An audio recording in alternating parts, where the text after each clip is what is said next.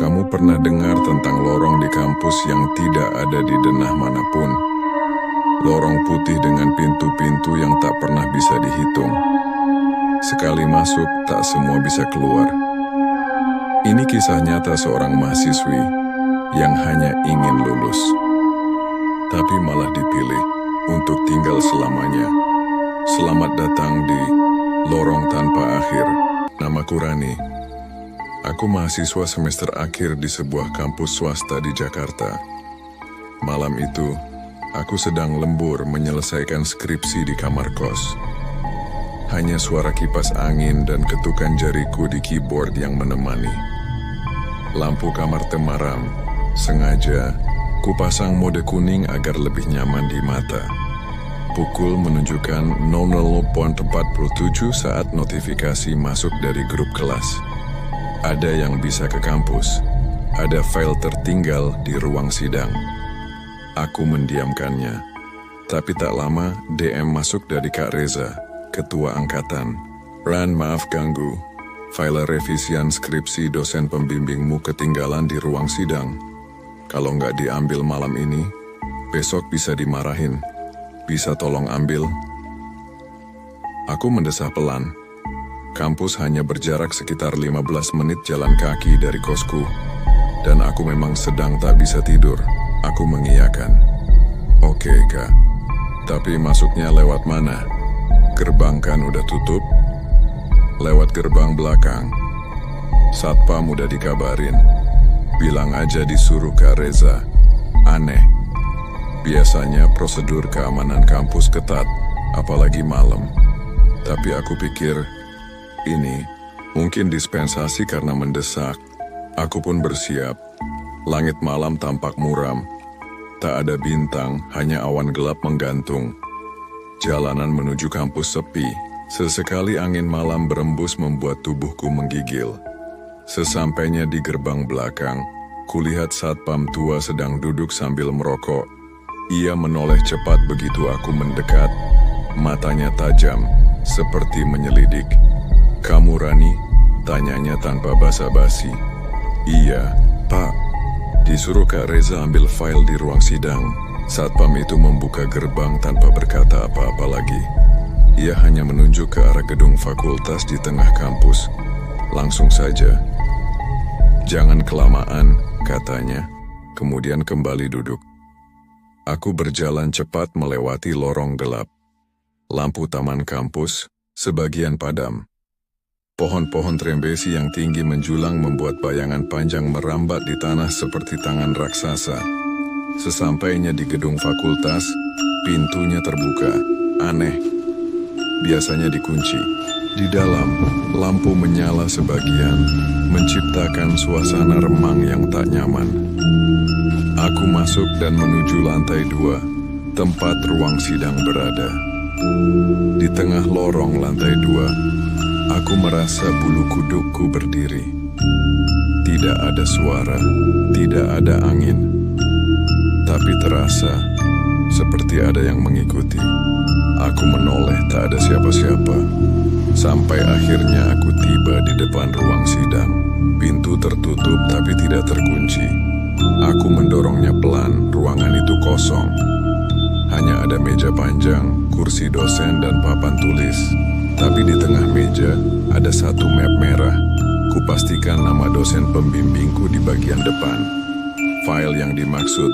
Saat aku hendak berbalik, suara kursi bergerak terdengar dari ujung ruangan. Jantungku berhenti sejenak. Tidak ada angin, tidak ada siapa-siapa. Tapi salah satu kursi kini tidak berada di tempat semula. Aku menoleh cepat dan berjalan keluar ruangan. Tapi saat aku kembali ke lorong, semuanya berubah. Lorong itu kini tidak berujung. Tidak ada tangga. Tidak ada jendela. Hanya dinding putih memanjang sejauh mata memandang. Aku panik. Aku kembali masuk ke ruang sidang, berharap menemukan jalan keluar lain. Tapi ruangan itu kini gelap gulita. File di meja pun lenyap. Suara langkah, kaki terdengar mendekat dari lorong. Perlahan, berat, gemanya menyayat telinga. Aku mematung. Napasku tercekat. Ran, seseorang memanggil namaku. Suaranya berat, serak, tapi bukan suara yang kukenal. Aku berbalik. Dari ujung lorong, sosok tinggi muncul. Berjalan perlahan dengan kepala menunduk, rambut panjang menutupi wajah. Bajunya seperti jubah, tapi robek-robek seperti habis diseret. Aku mencoba berlari, tapi kakiku terasa berat, seolah terikat. Sosok itu semakin dekat. Matanya kini terlihat dari balik rambut. Hitam, kosong, menatap langsung ke dalam jiwaku. "Kenapa kamu datang?" Terdengar bisikan di dekat telingaku, padahal makhluk itu masih jauh. Dan tiba aku terbangun dengan napas tersengal. Tapi aku tidak berada di kamarku, aku masih di kampus. Masih di dalam lorong putih tak berujung itu. Tapi sekarang, semuanya terasa berbeda. Dindingnya lebih lembab, ada noda-noda hitam menjalar seperti jamur. Lampunya berkelap-kelip tak tentu arah, menciptakan bayangan aneh yang bergerak sendiri di dinding. Aku mencoba menenangkan diri. Mungkin ini mimpi. Mungkin aku tertidur dan hanya berhalusinasi karena kelelahan. Tapi rasa dingin di kulitku terlalu nyata.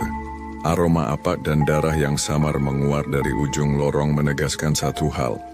Aku masih terjebak di sini. Aku mulai berjalan, mencoba mencari ujung lorong. Beberapa menit, tak ada perubahan. Tapi akhirnya, aku menemukan sebuah pintu kayu tua di sisi kiri lorong. Pintu itu terbuka sedikit, dan cahaya oranye redup mengintip dari dalam. Aku ragu-ragu, tapi ini satu-satunya perubahan sejauh ini. Perlahan, aku mendorong pintu itu. Di dalamnya ada sebuah ruang kelas. Setidaknya mirip seperti ruang kelas, tapi semuanya terasa salah.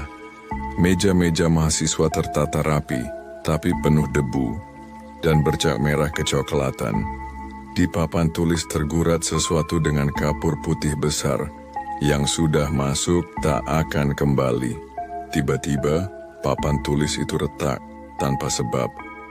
Suara seperti kuku mencakar permukaan kayu terdengar dari balik lemari di pojok ruangan.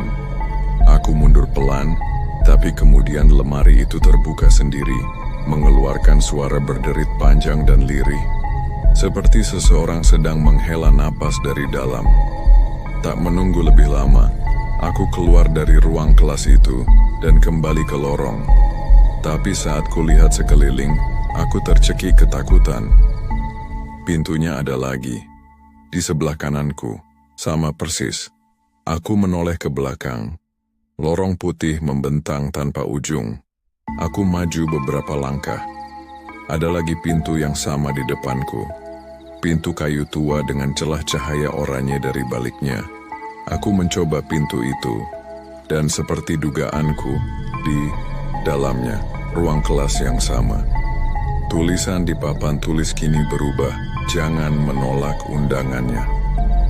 Keringat dingin mengucur di pelipisku. Aku keluar lagi, berjalan lebih cepat kali ini. Tapi lorongnya seperti melingkar. Pintu yang sama muncul lagi. Aku mulai berlari. Pintu itu tetap ada di sisi lorong, berulang setiap 10 langkah. Seperti kutukan. Sampai akhirnya saat aku membuka salah satu pintu, ruangannya berbeda. Sebuah ruang sidang, gelap dan kosong.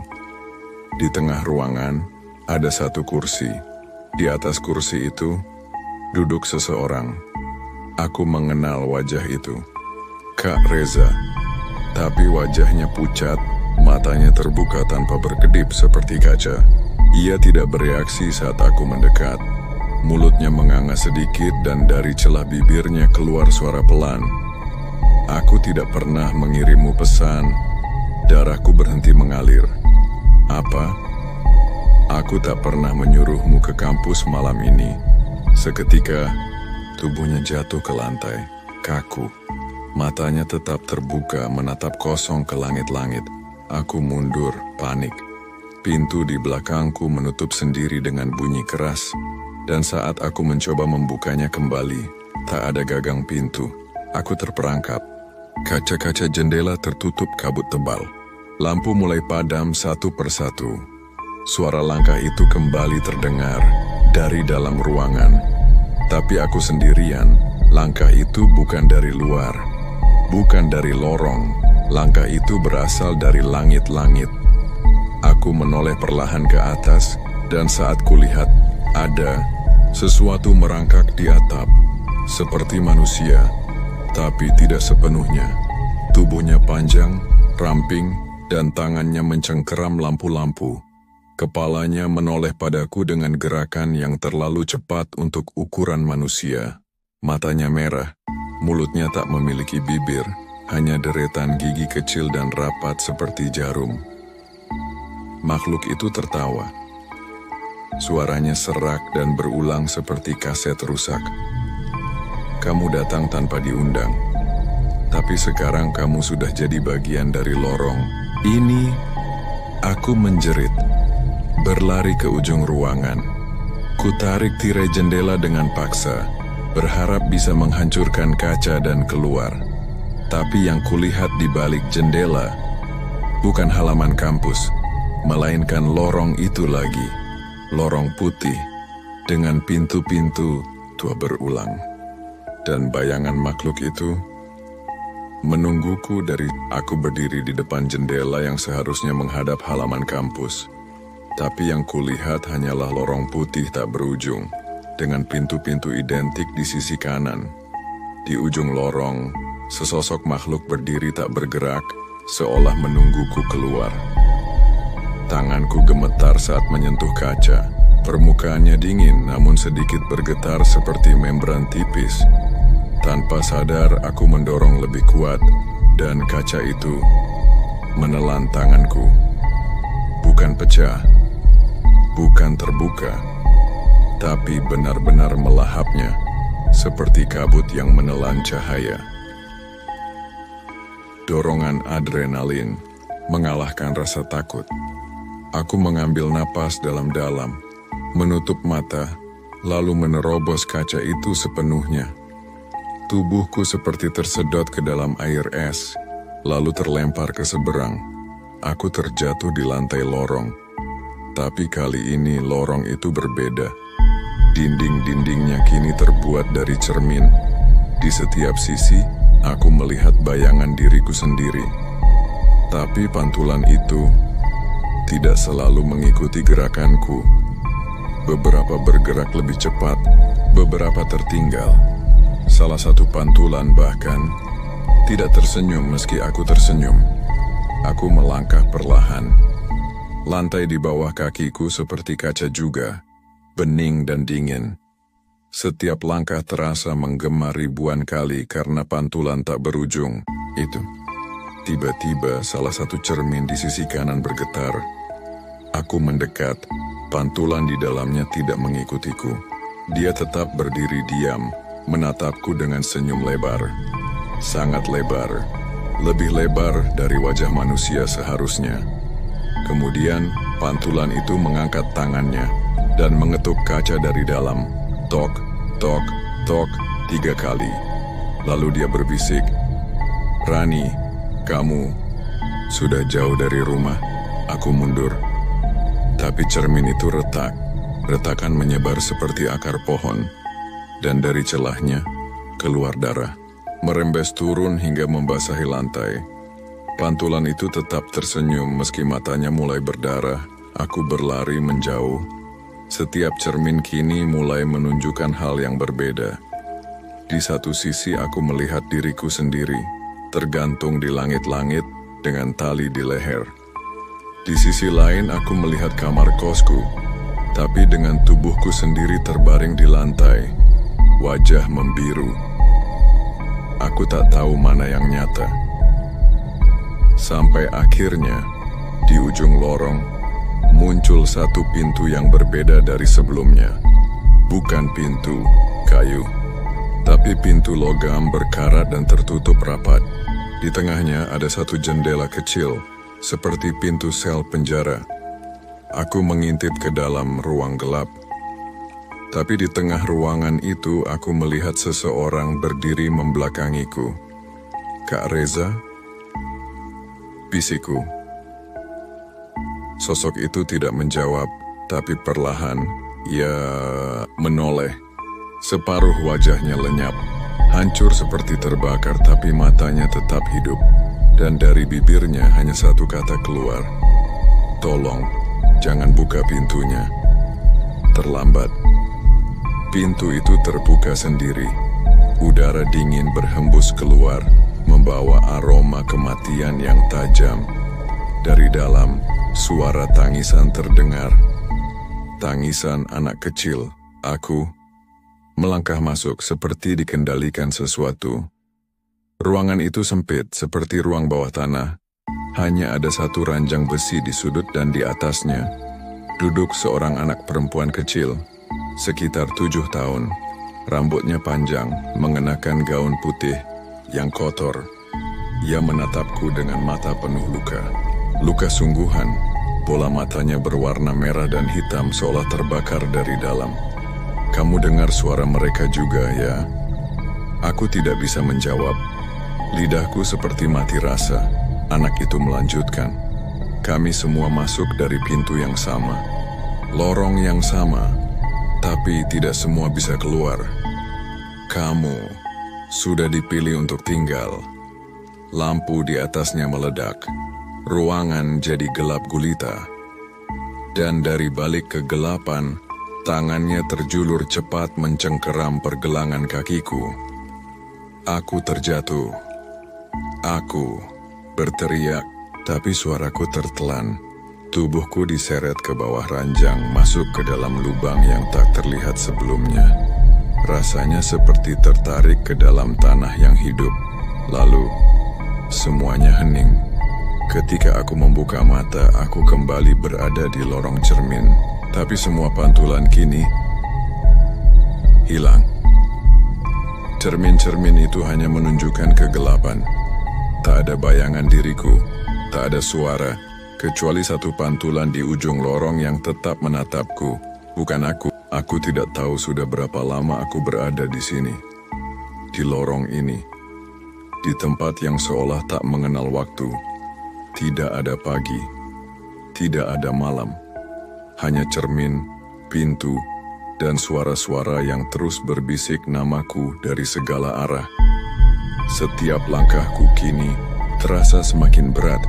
Seperti lorong ini menyerap tenagaku perlahan-lahan. Tapi aku tak bisa berhenti. Jika aku diam, suara-suara itu mendekat. Jika aku berjalan, mereka tetap membuntuti. Namun dari kejauhan, aku mulai kehilangan kendali atas pikiranku. Apa aku masih hidup? Atau mungkin sudah mati? Sampai aku menemukan sesuatu yang tak terduga. Coretan di dinding. Tulisan dengan spidol merah tergores kasar. "Kami masih di sini." Di bawah tulisan itu, ada goresan-goresan seperti cakaran, panjang dan dalam. Dan bau darah di udara semakin kuat. Aku melanjutkan langkah, dan untuk pertama kalinya sejak terjebak di sini, aku mendengar suara lain. Bukan bisikan, bukan langkah. Suara seseorang menangis. Pelan, terputus-putus, penuh rasa putus asa. Aku mendekat, mengikuti suara itu. Di balik salah satu pintu kayu yang tertutup, aku mendengar tangisnya lebih jelas. Ku putar gagangnya perlahan. Ruangan itu kosong. Hanya satu lampu redup tergantung di langit-langit. Tapi di sudut ruangan, duduk seorang perempuan. Dia mengenakan jaket kampus, rambutnya acak-acakan, wajahnya pucat. Saat aku mendekat, dia menoleh pelan. Aku bukan hantu," katanya buru-buru. "Aku masih hidup, sama sepertimu." Aku terdiam. Entah kenapa, aku percaya padanya. Namanya Mira. Mahasiswa tingkat akhir juga, dari fakultas yang sama denganku. "Aku di sini sejak 3 minggu lalu," katanya lirih. "Dikirim dosenku ke ruang sidang malam-malam. Sama sepertimu. Semuanya mulai dari DM, dari pesan singkat. Mira lalu menunjukkan sesuatu, sebuah buku catatan kecil, di dalamnya penuh coretan. Nama-nama, Rani Mira Yusuf Nina Argatika, dan puluhan nama lain. Ini daftar mereka yang pernah masuk ke lorong ini, ujar Mira pelan. Beberapa sempat bersamaku, tapi satu persatu mereka menghilang, ditelan oleh tempat ini. Aku memandangi daftar itu dengan ngeri. Semuanya mahasiswa dari kampusku. Nama-nama yang tak pernah terdengar lagi yang katanya cuti, pindah, atau drop out. Tapi mereka mungkin tidak pernah benar-benar keluar dari sini. Kita harus keluar, kataku. Pasti ada jalan. Mira tersenyum tipis namun getir. Lorong ini bukan tempat biasa. Ini semacam perangkap. Atau lebih buruk, penjara untuk jiwa yang tersesat. Sebelum aku sempat bertanya lebih lanjut, terdengar ketukan keras dari luar pintu. Tok, tok, tok. Lalu suara berat dan parau. Sudah waktunya, satu harus tinggal. Kami saling menatap. Panik. Mira buru-buru menutup buku catatannya dan meraih tanganku. Aku pernah menemukan pintu yang berbeda, tapi aku tak berani buka sendirian, bisiknya. Ayo. Kami keluar dari ruangan, berlari, menyusuri lorong yang kini terasa lebih sempit. Bayangan hitam mulai merayap dari ujung-ujung dinding. Dari cermin, sosok-sosok samar mulai muncul. Tak punya wajah, tapi mereka memerhatikan. Kami menemukan pintu itu. Sebuah pintu besi dengan simbol aneh terukir di tengahnya. Bukan huruf, bukan angka, tapi seperti mata yang terbelalak. Mira mengambil napas dalam-dalam. Kalau ini jebakan, setidaknya kita tidak akan sendirian. Kami mendorong pintunya bersama-sama. Gelap hening. Dan tiba-tiba, terang benderang. Kami berdiri di depan gedung fakultas. Kampus. Seperti semula. Pagi hari. Matahari bersinar. Burung berkicau. Aku menoleh ke Mira. Tak percaya. Kita keluar. Dia terdiam. Wajahnya tegang. Aku mengikuti arah pandangnya. Di sisi taman kampus berdiri para mahasiswa, puluhan. Tapi mereka semua membeku, wajah mereka kosong, mata hitam legam, tak berkedip. Di tengah mereka, berdiri seseorang yang tak asing, diriku sendiri. Tapi tanpa ekspresi, matanya kosong. Dan di tangannya, ia menggenggam map merah tua, yang seharusnya sudah hilang di ruang sidang. Mira menarik lenganku. Rani, kita belum keluar. Kita masih di dalam. Aku berbalik, ingin lari. Tapi kampus, itu mulai meleleh. Dindingnya mencair seperti lilin terbakar. Tanah bergetar. Langit berubah menjadi merah tua.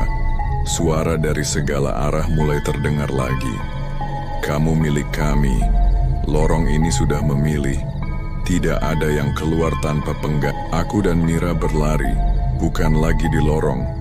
Bukan pula di kampus, tapi di antara dunia yang remuk. Tanah di bawah kaki kami seperti daging. Lunak, hangat, dan berdenyut. Langit terbelah, merah seperti darah. Suara jeritan dan tangisan menggema dari segala arah meski tak ada yang terlihat. Ini bukan dunia nyata, bisik Mira. Ini lapisan terdalam dari lorong, tempat jiwa-jiwa yang tak pernah bisa kembali. Tiba-tiba suara berat itu kembali, seolah datang dari dalam kepala kami. Tidak ada yang keluar tanpa pengganti. Kami berhenti di sebuah dataran penuh sosok-sosok berjubah hitam. Puluhan. Mereka berdiri diam, membentuk lingkaran. Di tengahnya ada altar batu, dan di atas altar itu, aku sendiri, atau setidaknya, sosok yang menyerupai diriku. Ia tersenyum, namun matanya kosong dan tubuhnya mulai berubah, menjadi bayangan berubah-ubah membentuk wajah-wajah korban yang telah hilang sebelumnya. Kalian boleh keluar, suara itu bergema.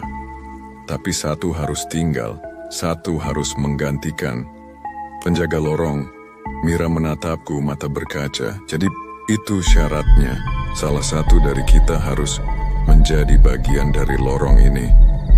Aku tidak bisa bernapas. Tidak, pasti ada jalan lain. Jika tidak memilih, kalian berdua akan ditelan. Dinding tanah di sekitar mulai runtuh. Sosok-sosok berjubah melangkah mendekat, perlahan, teratur. Waktumu habis. Aku menggenggam tangan Mira. Kita harus lari, tapi dia menarik tangannya, menatapku dengan tenang. Aku sudah kehilangan harapan sejak lama, Rani, katanya lirih. 3 minggu, aku hidup dalam ketakutan. Aku sudah mati rasa. Aku menggeleng keras. Jangan bilang kamu. Dia tersenyum. Kamu masih punya waktu. Aku akan tinggal. Tiba-tiba tanah di bawahku retak dan altar itu menghilang.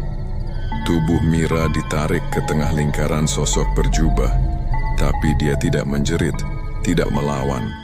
Dia hanya menatapku dengan tenang lalu berbisik, "Hidupkan kembali nama-nama itu. Ceritakan yang terjadi di sini." Dalam sekejap, semuanya gelap. Lalu, terang. Aku terbangun di ruang sidang kampus, Henning. Map merah tergeletak di depanku, dan tak ada siapa-siapa. Aku berlari keluar. Kampus sudah siang, ramai, normal. Tidak ada lorong putih, tidak ada pintu kayu, tidak ada cermin, tapi tidak ada Mira juga. Tidak ada catatan tentangnya di sistem kampus. Namanya hilang dari daftar mahasiswa. Namun saat aku kembali ke kamar kos, kulihat sesuatu di bawah pintu. Sebuah buku kecil, tua, kumal buku catatan milik Mira, dan di halaman terakhir tertulis dengan tinta merah, "Aku masih di sini, tapi sekarang kamu yang menggantiku menjaga cerita ini." Aku menggigil. Keesokan malamnya aku coba ceritakan semua ke teman-temanku. Tak ada yang percaya. Tapi sejak itu, aku mulai mendengar hal aneh. Suara ketukan di dinding kamarku setiap jam 3 pagi. Bayangan seseorang berdiri di lorong kos, dan pesan-pesan aneh yang masuk ke DM mahasiswa lain. Berisi tautan. Berisi ajakan untuk datang ke kampus malam-malam, satu demi satu.